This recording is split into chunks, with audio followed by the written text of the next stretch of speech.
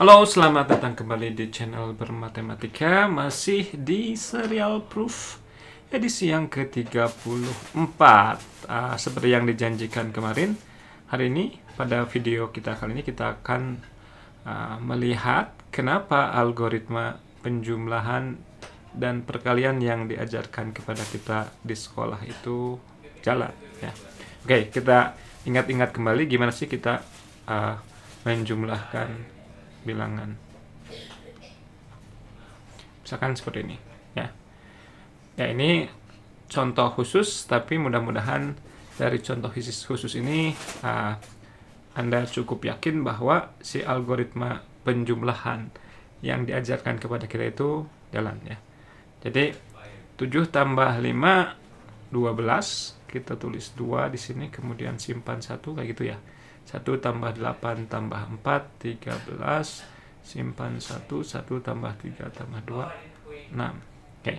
Seperti itu biasanya ketika kita menjumlahkan. Oke, sekarang kita akan coba betul-betul melihat dari nama si masing-masing bilangan itu sendiri ya. 387 itu adalah 3 kali 10 kuadrat ditambah 8 dikali 10 ditambah 7, kemudian 2 kali 10 kuadrat ditambah 4 kali 10 ditambah 5. Oke, ini kalau kita jumlahkan, ini jadinya 12. Kemudian yang ini 12 kali 10. Kemudian yang ini 5 kali 10 kuadrat. Ya. Oke, ini cuman pakai hukum distributif aja ya. Jadi 10 kuadratnya misalkan ini kita faktorkan keluar, kemudian dijumlahkan 3 tambah 2-nya sehingga kita dapatkan ini. Oke. Nah, si 12 ini bisa kita tuliskan sebagai 10 tambah 2. Dan 10 itu 1 kali 10. Jadi ini menjadi 2, kemudian ada nambah 1 ke sini. Gitu ya. Jadi di sini menjadi 13 kali 10. Dan lagi-lagi si 13 ini bisa kita tuliskan sebagai 10 ditambah 3 dikali 10. Yang bagian 10 kuadratnya ini akan kita gabungkan dengan 10 kuadrat yang ada di sini. Berarti ini menjadi 2 ditambah 3 kali 10. Ini 10 kuadratnya ke sini jadi 6 kali 10 kuadrat. Ya. Dan kita dapatkan sesuai yang didapatkan dengan algoritma. Jadi si algoritma yang diajarkan kepada kita itu sebetulnya persis apa yang dilakukan ketika menjumlahkan masing-masing digit yang bersesuaian. Nah, tadi ketika si digitnya lebih dari 10, maka dia bisa dituliskan sebagai 10 tambah sekian ya. Ini dituliskan sebagai 10 tambah 2, kemudian si 10-nya akan pindah ke sebelah sini. Ya. Demikian juga di sini 13 kali 10 dituliskan sebagai 10 tambah 3 dikali 10, 10 kali 10-nya pindah ke sini. Jadi 6. Ya, ya mudah-mudahan ini memang bukan bukti secara umum, tapi mudah-mudahan dengan melihat ini Anda cukup yakin bahwa algoritma yang diajarkan di sekolah itu tidak lain ya cuman menjumlahkan seperti ini saja ya. Oke, sekarang kita lihat perkalian. Misalkan 387 dikali 25 misalkan ya. Gimana algoritma perkaliannya? 5 kali 7 15, simpan 1 di situ. 5 kali 8 40 ditambah 1 jadi 41, kemudian jadi simpan 4 di sini. 5 kali 3, 15, tambah 4, 19. Kemudian 2 kali 7, 14. Naik 1, 2 kali 8, 16, tambah 1, 17. Dan 2 kali 3, tambah 1, 7. Dan kalau kita jumlahkan, kita dapatkan 5, 16, 9. Ya. Oke, sekarang kita akan coba memahami kenapa si algoritmanya ini yang dituliskan, kemudian di bawahnya dituliskan ini. Ya. Oke, kita lihat ini 3 kali 10 kuadrat ditambah 8 kali 10 ditambah 7 2 kali 10 ditambah 5. Nah, yang dilakukan tidak lain adalah kita melakukan hukum distributif. Jadi si 5 ini dikalikan dengan masing-masing suku. Ya. Oke. 5 kali 7, 35. 5 kali 8 pangkat 10, 40 kali 10. 5 kali 13, 5 kali 3 pangkat 10, 5 kali 3 kali 10 kuadrat, jadi 15 kali 10 kuadrat. Oke. Nah, kemudian kita ingin memahami angka ini munculnya dari mana. Ya. Oke. Jadi ini kalau ditulis ulang, yang ini jadi 30 ditambah 5, ya. 3 kali 10 ditambah 5. Yang ini jadi dituliskan 4 kali 100. Yang ini 10 tambah 5 kali 10 kuadrat, ya.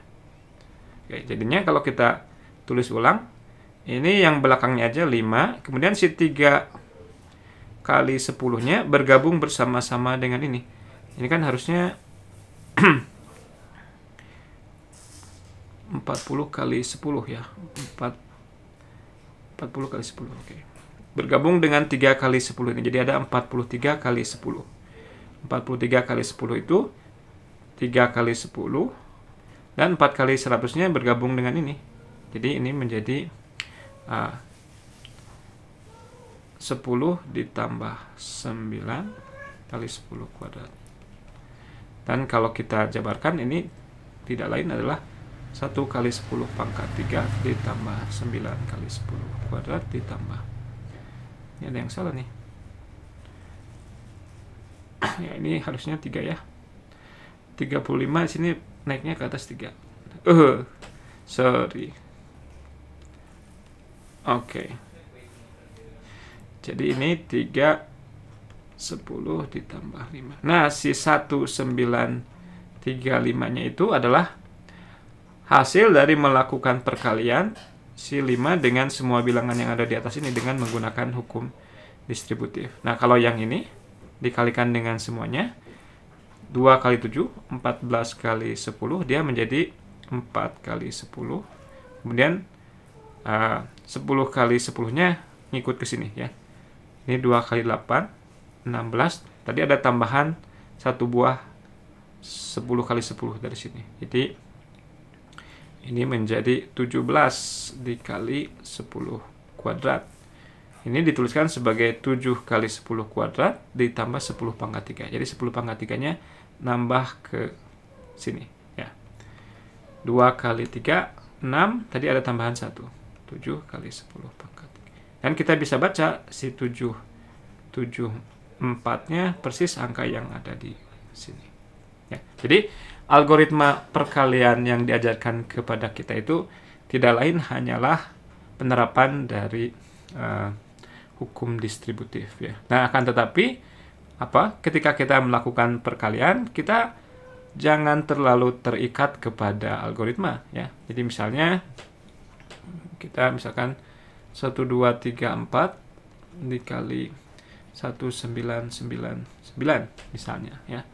Ya, kita bisa mengerjakan dengan cara seperti tadi, tapi ingat, algoritma itu hanyalah salah satu cara. Kita perlu melihat situasi di mana kita berada dan memanfaatkan situasi tersebut.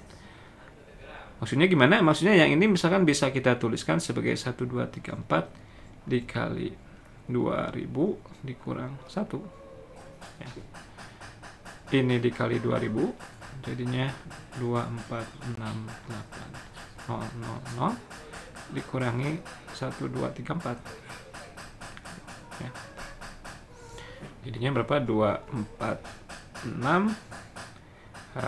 Ya, nanti kita lihat algoritma pengurangan, ya. Tapi untuk sementara kita kerjain aja. Ini jadinya berapa? 6766.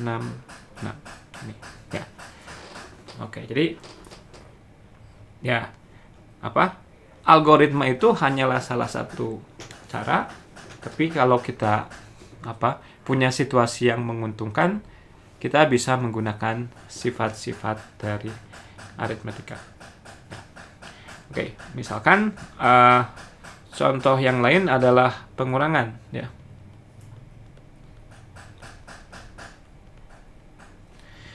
Misalnya yang paling tidak kita sukai adalah kalau kita mengurangi dengan cara meminjam. Katakanlah misalkan kita punya 1, 1, 2, 3, 4 dikurangi dengan 7, 6, 8, 9 misalkan ini, ya. Oke.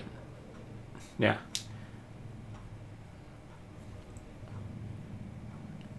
Algoritma pengurangan bisa dilakukan, tapi kita juga bisa memanfaatkan sifat-sifat bilangan. Katakanlah atau ini kita tambah gini aja deh, ya. Misalnya ini jadinya yang atas itu akan kita tulis sebagai 21 0 0 0 0 ditambah 1 2 3 4. Sama kan, ya? Ini itu sama dengan ini ditambah ini. Nah, yang ini tidak lain adalah 2099999 ditambah 1, ya. Tambah 1 2 3 4. Nah, sekarang kalau kita mengurangi ini dengan ini tentunya sangat mudah, ya. 2099999 dikurangi 76.